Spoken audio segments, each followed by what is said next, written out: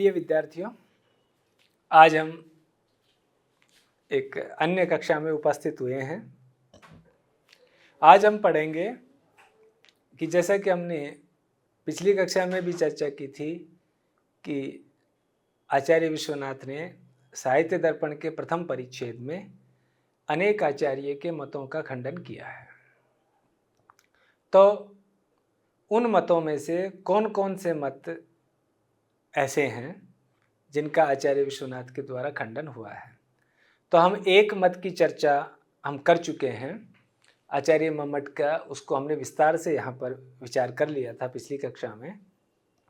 अब आचार्य मम्मट के अतिरिक्त जो दूसरे आचार्य हैं उनके मतों का विश्लेषण अब हम यहाँ पर करने वाले हैं। तो जैसा कि आचार्य मम्मट हैं, आचार्य कुंतक हैं, आचार्य भोज हैं, आचार्य आनंदवर्धन हैं, आचार्य वामन हैं, इनका मतों का खंडन आचार्य विश्वनाथ ने अपने साहित्य दर्पण के प्रथम परिच्छेद में किया है। अब अगर उसमें सबसे पहले हम अगर आचार्य कुंतक की अगर हम बात करें तो वो हम यहाँ से प्रारंभ करेंगे, क्योंकि आचार्य मम्मट का विवेचन हम पूर्व की कक्षा में कर चुके हैं। आचार्य कुंतक का जो मत है वहाँ पर है, जैसा कि हमने पिछली कक्षा में भी इस बात की चर्चा की थी कि एतेन वक्रोक्ति काव्य जीवितम इति वक्रोक्ति जीवित कारोक्तम अपि परास्तम। अब यहाँ पर ध्यान देना है कि आचार्य कुंतक ने एक वक्रोक्ति जीवित नाम का एक ग्रंथ लिखा है और उसमें उन्होंने वक्रोक्ति को काव्य की आत्मा कहा है, काव्य की जीवित कहा है। उन्होंने जीवित शब्द का प्रयोग किया है। काव्य का जीवित जो है, काव्य का प्राण जो है वो वक्रोक्ति है। अब जब उन्होंने वक्रोक्ति को काव्य का प्राण कहा तो वहाँ पर प्रश्न किया गया कि वक्रोक्ति क्या है। तो उन्होंने कहा कि वस्तुतः वक्रोक्ति एक अलंकार है। अब हमें एक बात अवश्य ध्यान रखनी चाहिए कि अलंकार जो शब्द है ये समय समय पर अपना अलग प्रकार का अर्थ देता रहा है। अगर आचार्य आनंदवर्धन से पहले की अगर हम बात करें तो अलंकार एक इतना व्यापक तत्व है जिसमें काव्य के जितने भी सौंदर्याधायक तत्व हैं समस्त तत्वों का उसमें परिगणन हो जाता है। अगर हम उसके बाद की बात करें तो आचार्य मम्मट हैं चाहे आचार्य विश्वनाथ हैं, इन्होंने उपमा अनुप्रास आदि को अलंकार माना है। लेकिन आचार्य कुंतक जो हैं, कुंतक के यहाँ अलंकार जो तत्व है वो जो उपमा इत्यादि जो हैं केवल वही अलंकार तत्व नहीं है। उन्होंने क्या किया है कि शब्दार्थ को अलंकारीय माना है और वक्रोक्ति को उन्होंने अलंकार माना है। और वक्रोक्ति के जो प्रमुख रूप से 6 भेद हैं उनमें से एक वाक्य वक्रता है और उसमें उन्होंने सारे के सारे अलंकारों का अंतर्भाव उसमें कर लिया है। तो जब ये बात जो है वो आचार्य कुंतक के संदर्भ में हमें जाननी चाहिए। उसके बाद जब हम इस बात को देखते हैं तो हमें आचार्य कुंतक के मत को भी और आचार्य विश्वनाथ के मत को भी यहाँ पर समझने में सहायता मिलती है। अब अगर केवल आचार्य कुंतक की दृष्टि से देखा जाए तब तो उनके यहाँ अलंकार एक व्यापक तत्व है, लेकिन ये भी सच्चाई है कि उन्होंने वक्रोक्ति को एक अलंकार माना है। लेकिन विश्वनाथ और मम्मट इत्यादि आचार्यों के अनुसार अलंकार एक अलग तत्व है।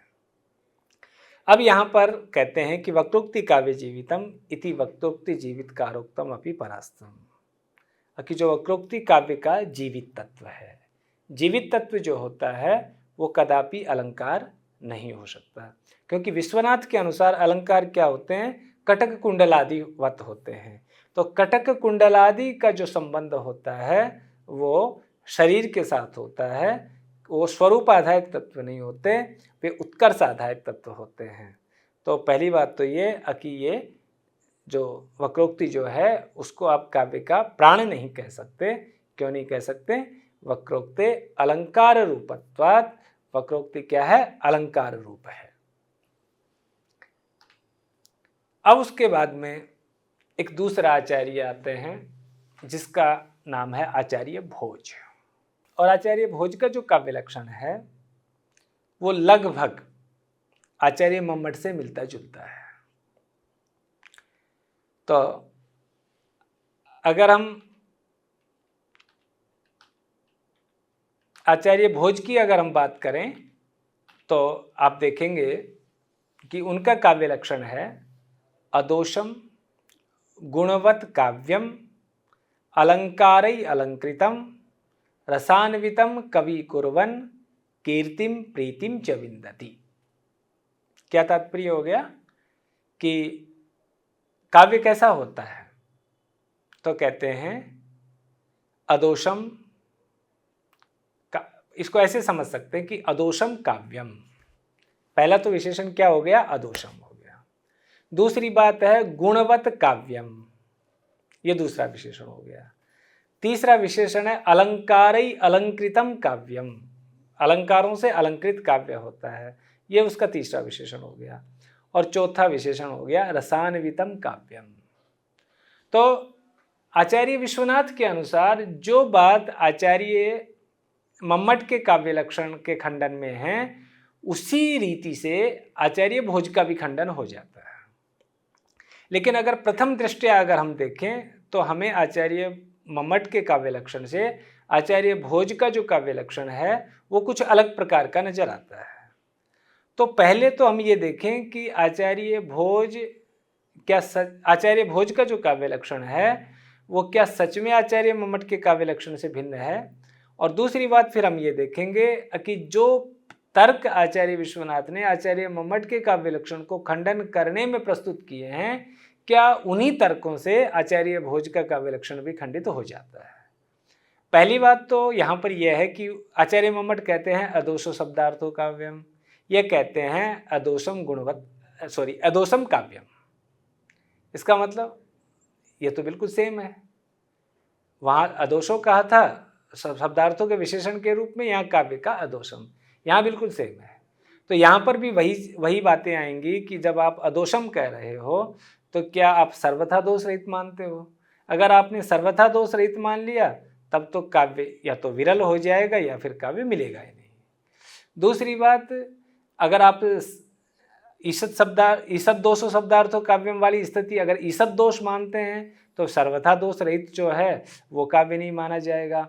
और तीसरी बात जो वहाँ पर ये थी कि सती संभवे ईषद दोषों वाली जो बात थी, तो वो अगर आप यहाँ पर मानते हैं तो उसमें भी ईषद दोषों वाली ही बात हो जाएंगी।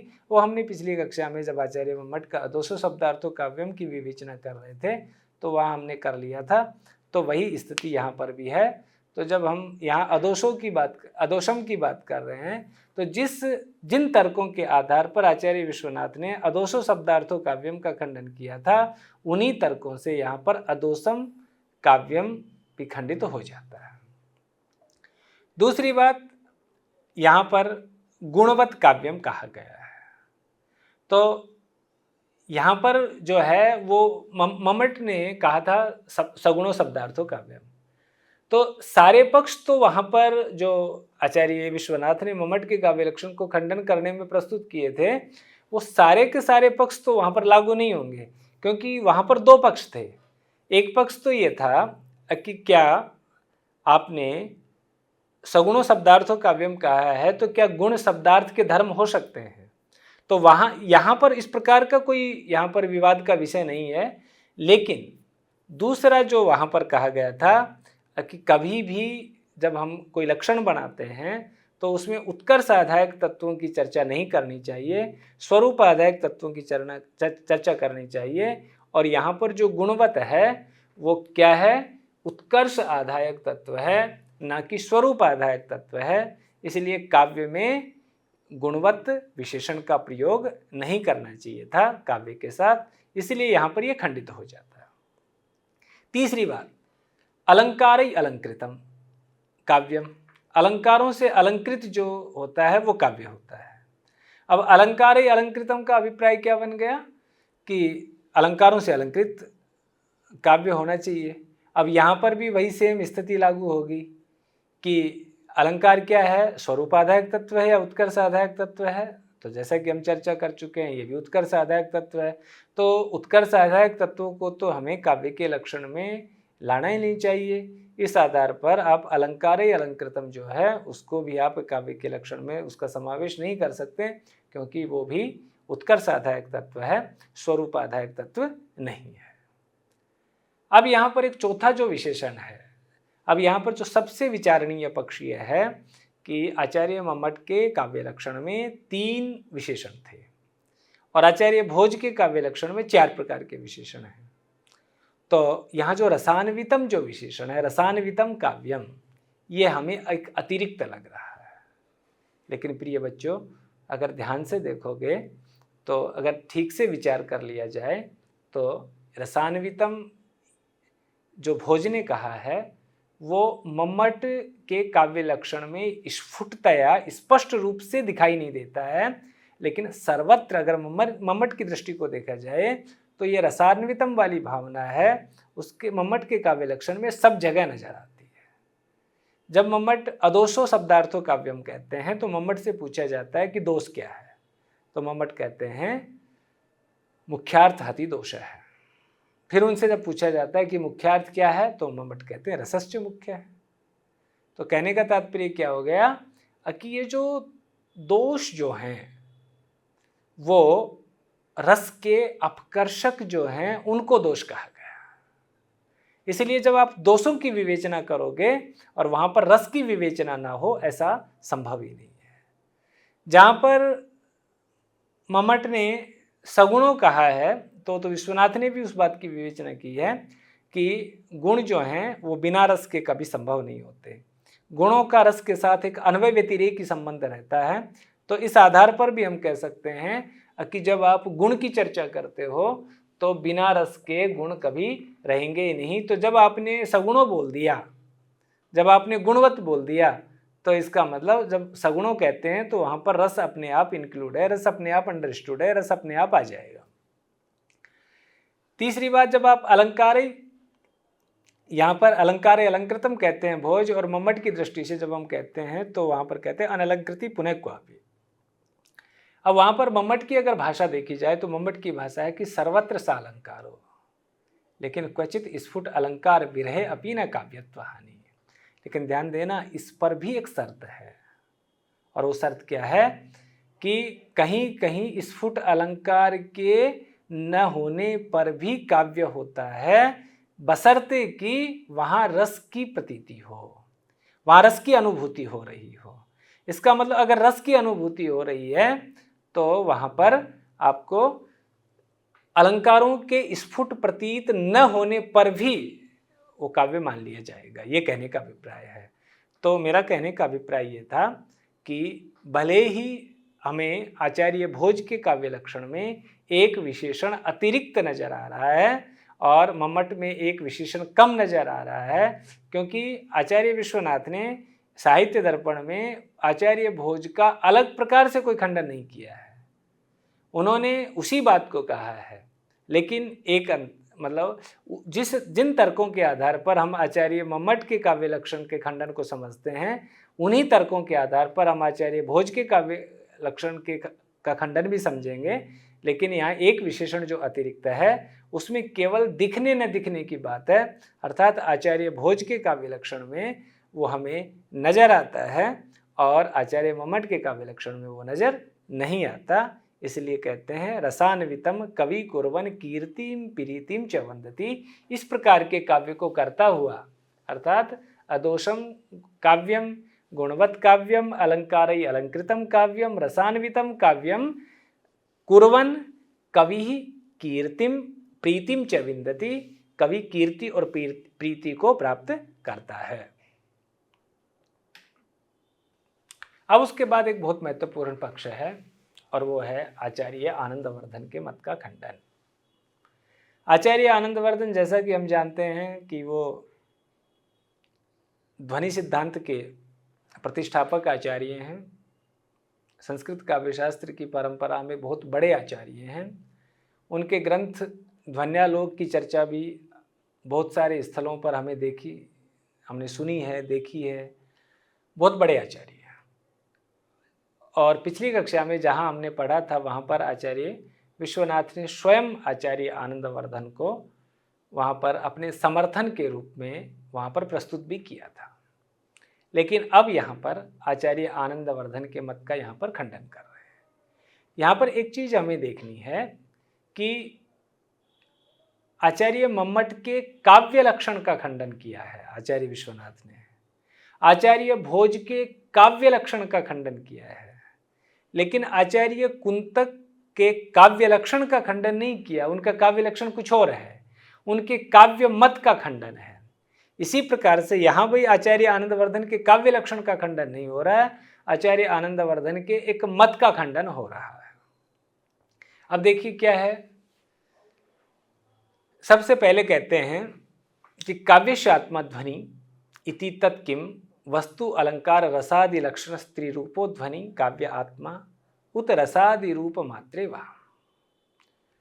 आचार्य आनंदवर्धन से पूछा गया कि काव्य की आत्मा क्या है, तो आचार्य आनंदवर्धन कहते हैं काव्यस्यात्मा ध्वनि, ध्वनि जो है वो काव्य की आत्मा है। स्पष्ट। अब स्वाभाविक है कि अगर ध्वनि काव्य की आत्मा है तो ध्वनि के जितनी भी प्रकार बनेंगे, जितने भी भेद बनेंगे, वो भी फिर काव्य की आत्मा होने चाहिए। चाहे वो वस्तु ध्वनि है, चाहे वो अलंकार ध्वनि है, चाहे वो रसादि ध्वनि। तो यहाँ पर देखा जाए तो यहाँ पर कोई प्रश्न की गुंजाइश नहीं है, यहाँ पर प्रश्न करने का औचित्य नहीं बनता है। स्वाभाविक है कि जैसे कोई एक व्यक्ति है, उसका 5 कमरों का एक मकान है, वो कहता है कि ये घर मेरा है, ये मकान मेरा है, तो स्वाभाविक है कि इस 5 उसके जो कमरे हैं वो भी उसी के हैं। वहाँ पर उसको अलग से कहने की जरूरत थोड़ी ही पड़ेगी, या उससे पूछने की भी जरूरत नहीं पड़ेगी भाई जो मकान तुम्हारा है तो क्या 5 कमरे भी तुम्हारे हैं। तो यहाँ तो सीधी सी बात है ना कि जब काव्य की आत्मा ध्वनि जब आनंदवर्धन कह रहे हैं तो स्वाभाविक है कि ध्वनि की जो प्रमुखता से जो 3 प्रकार के भेद होते हैं, वस्तु ध्वनि, अलंकार ध्वनि और रसादि ध्वनि, क्या ये तीनों ही काव्य की आत्मा है या फिर रसादि ही काव्य की आत्मा है, ये यहाँ पर प्रश्न है।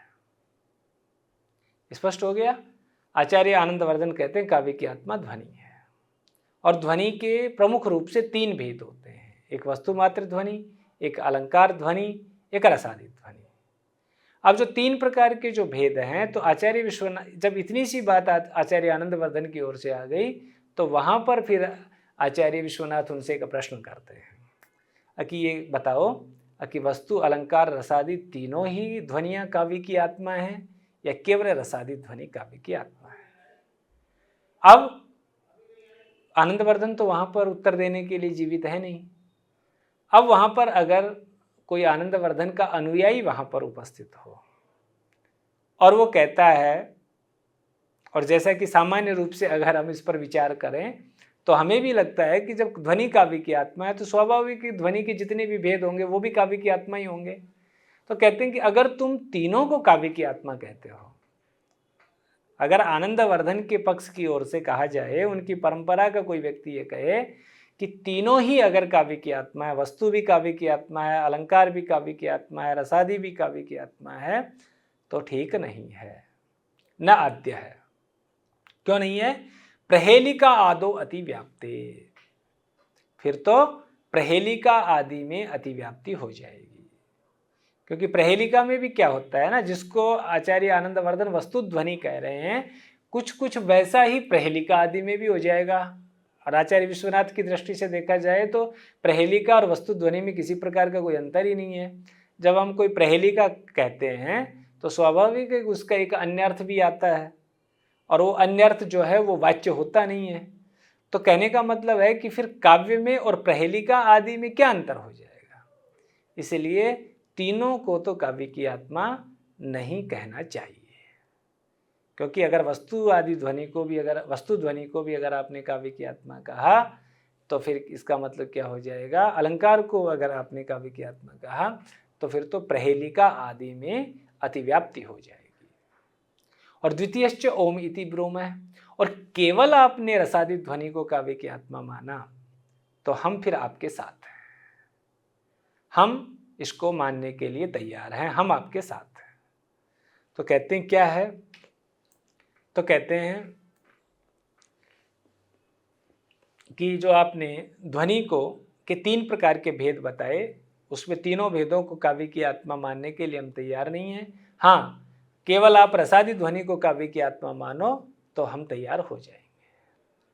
अब यहाँ पर आनंदवर्धन के पक्ष से कोई व्यक्ति कहेगा कि अगर ननु यदि रसादि रूप मात्रे ध्वनि काव्यस्यात्मा तथा, अगर आपके मत को मान लें, थोड़ी देर के लिए हम आपके मत को मान भी लें, विश्वनाथ के मत को मान भी लें और मान करके केवल रसादि ध्वनि को हम काव्य की आत्मा कहें, तो एक बहुत बड़ा नुकसान हमारा हो जाएगा।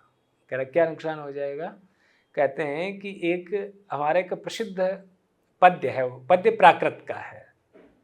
अत्ता एत्थ निमज्जयी एत्थम अहम दि असम पलो एही माँ पही रत्ति अंधिय सेज्जाए मह निमज्जयसी।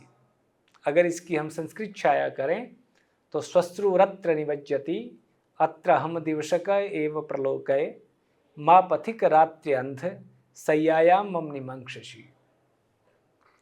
ये जो पद्य है इसको आचार्य आनंदवर्धन के द्वारा वस्तु ध्वनि के उदाहरण में दिया गया है। और अगर विश्वनाथ के अनुसार केवल रसादी ध्वनि को काव्य की आत्मा कहा जाएगा तो ये जो है ये काव्य की आत्मा नहीं कहलाएगा, ये काव्य का उदाहरण नहीं बन पाएगा। क्यों नहीं बन पाएगा? क्योंकि ये उदाहरण किसका है? वस्तु ध्वनि का उदाहरण है। तो पहले इसका अर्थ हम समझ लेते हैं। यहाँ पर एक स्त्री है और उसके घर में कोई एक पथिक आता है, कोई मेहमान आता है और उस पथिक को वो स्त्री कह रही है कि श्वश्रु अत्र निमज्जति, मेरी सास यहाँ सोती है। वो अपने सास की सैया को दिखाती हुई कहती है कि मेरी सास यहाँ सो रही है। अत्र अहम, और अपनी सैया को दिखा करके भी कह रही है कि यहाँ पर मैं सोती हूँ। दिवसे एव परलोकय, हे पथिक तुम दिन में ही देख लो क्योंकि तुम कैसे हो? रात्र्यंध हो, तुम्हें रतौंधी का रोग हो रखा है। इसलिए हे रतौंधी के रोगी पथिक, माँ मम सय्यायाम निमक्षसी, तुम मेरी सैया पर मत गिर जाना, तुम मेरी सैया पर मत गिर जाना, इस बात का तुम्हें ध्यान रखना है। यह पद्य समझ में आ गया होगा, इसका अर्थ भी आपने समझ लिया होगा। और ये पद्य यहाँ पर आचार्य विश्वनाथ की ओर से देने का यहाँ पर प्रयोजन ये है कि इस पद्य को आचार्य आनंदवर्धन वस्तु ध्वनि की वजह से काव्य मानते हैं और आचार्य विश्वनाथ ये कहते हैं कि वस्तु ध्वनि को हम काव्य की आत्मा नहीं मानते। तो आनंदवर्धन के पक्ष से ये ऑब्जेक्शन होगा, ये यहाँ पर आपत्ति होगी कि अगर केवल रसादी ध्वनि को काव्य की आत्मा मान लिया जाए तो इस प्रकार के जो पद्य हैं वो काव्य नहीं कहलाएंगे। अब यहाँ पर आते हैं तो कहते हैं इत्यादो वस्तु मातृश्य व्यंग्यत्वे कथम काव्य व्यवहार है इति चेत, कि इत्यादि वस्तु मात्र व्यंग्यत्वे, इत्यादि में वस्तु मात्र के व्यंग्य होने से कैसे काव्य व्यवहार होगा? तो कहते हैं कि काव्य तो हो जाएगा। आचार्य विश्वनाथ कहते हैं कि काव्य तो हो जाएगा लेकिन काव्य वस्तु ध्वनि की वजह से नहीं होगा। अर्थात आचार्य आनंदवर्धन की दृष्टि से तो यहाँ पर वस्तु मात्र व्यंग्य है और वस्तु मात्र व्यंग्य होने की वजह से काव्य, क्योंकि उनके यहाँ तो वस्तु ध्वनि जो है वो काव्य की आत्मा है। लेकिन विश्वनाथ कहते हैं कि यहाँ काव्य तो हो जाएगा लेकिन वस्तु मात्र व्यंग्य की वजह से काव्य नहीं होगा। तो कहते हैं काव्य किसकी वजह से होगा? तो कहते हैं अत्रापि रसाभास वत्ता एव इति ब्रूम है, काव्य यहाँ हो जाएगा लेकिन किसकी वजह से होगा? रसाभास की वजह से होगा, या जिसको कहें कि श्रृंगार रसाभास की वजह से होगा। अब देखा जाए तो यहाँ पर रसाभास बहुत सारे कारणों से होता है। सारे कारणों की यहाँ चर्चा नहीं करेंगे, केवल यहाँ प्रस्तुत रसाभास क्यों हो गया, प्रस्तुत पद्य में विश्वनाथ की दृष्टि से रसाभास क्यों हो गया है, उसकी ही केवल हम यहाँ पर चर्चा करेंगे। देखो यहाँ पर ये श्रृंगार रस का उदाहरण बनता है, लेकिन आचार्य विश्वनाथ कहते हैं कि ये श्रृंगार रस न होकर के श्रृंगार रसाभास का उदाहरण बनेगा हमारी दृष्टि से। और श्रृंगार रसाभास क्यों है? क्योंकि यहाँ एकनिष्ठ रति है। अर्थात जब आप यहाँ पर देखते हो तो यहाँ पर केवल नायिका की रति दिखाई दे रही है, नायक की रति यहाँ दिखाई नहीं दे रही है। नायक भी रति कर रहा है कि ये हमें दिखाई नहीं दे रहा, केवल नायिका की रति यहाँ पर दिखाई दे रही है।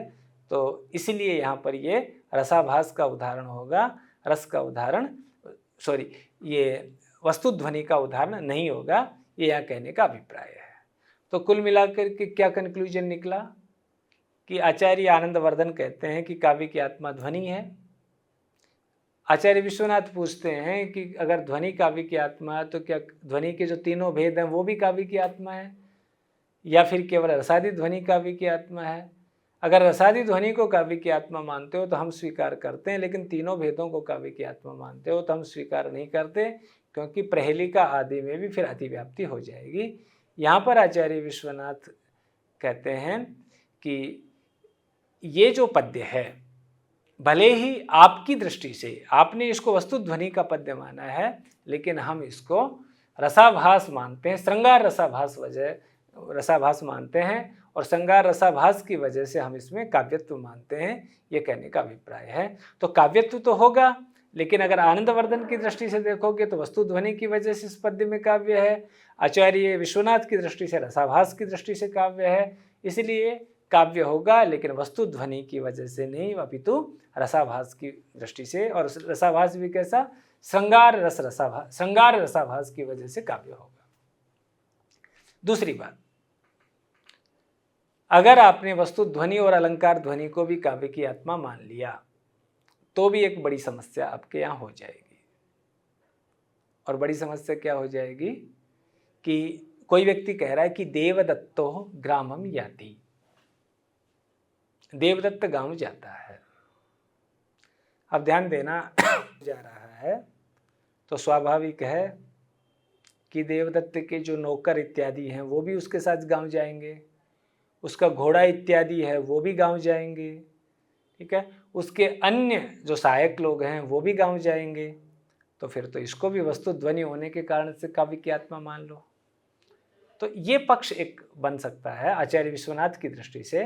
इसलिए आचार्य विश्वनाथ यहाँ पर कहते हैं कि अन्यथा देवदत्तो ग्रामम याति, देवदत्त गांव में जाता है, इति वाक्य, इस वाक्य में तदभृत्यस्य, उसका जो भृत्य है, उसका जो नौकर है, तद अनुसरण रूप व्यंग्यावगते अपि काव्यत्वम स्यात्। तो इससे हमें, जैसे कोई व्यक्ति ये कहता है देवदत्तो ग्रामम याति, देवदत्त गांव जाता है, तो इसका वाच्यार्थ तो सीधा सीधा बन रहा है कि देवदत्त गांव जा रहा है, लेकिन इसमें प्रतीयमान अर्थ भी निकल करके आ रहा है। क्या निकल रहा है कि जब देवदत्त गांव जाता है तो उसके पीछे पीछे उसके भृत्य भी उसके पीछे पीछे चलते हैं, उसके भृत्य भी उसका अनुसरण करते हैं। तो उसके जो भृत्य हैं, उसके जो नौकर हैं, उनके द्वारा जो अनुसरण रूप व्यंग्य है वो भी यहाँ पर प्रतीयमान रूप में आएगा, और इस आधार पर ऐसे वाक्य भी काव्यत्व की श्रेणी में आ जाएंगे। इसलिए विश्वनाथ कहते हैं अस्तु इति चेत रसवत एव काव्यत्व अंगीकारात। ये उसके लिए है जो पहले जो हमने शश्रु अत्र निमज्जति जो पढ़ा था।